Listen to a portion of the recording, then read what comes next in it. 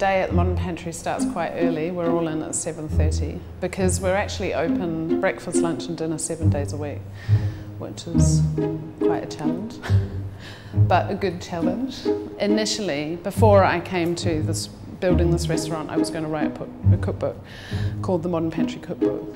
And the idea behind it was about what is in the modern day pantry. And that's really the philosophy behind here. That's the whole idea. It's like all these things, you go to a supermarket now and you can buy anything, plantain, cassava, taro, all kinds of stuff, but you don't know what to do with it unless you go and do some research. That's kind of what I try to do, is to use things, show people that you can use these kind of ingredients in lots of different ways. Instead of thinking about things in terms of where they come from, thinking about them in terms of their flavour profile and what you can do with that flavour.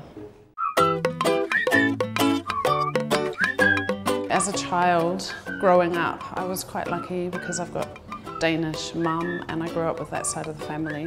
And then my dad lived in Canada, so then I had that Canadian twist as well, with lots of maple syrup and smoked streaky bacon and the rest of it, as well as all the stuff that you eat in New Zealand, like mussels and roast lamb and so on.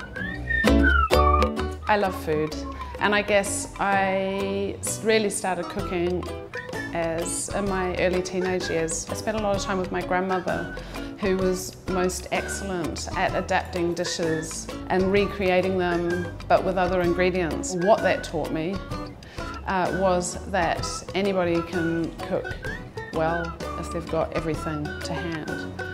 But to be an amazing chef, you really need to be able to cook well with what's available.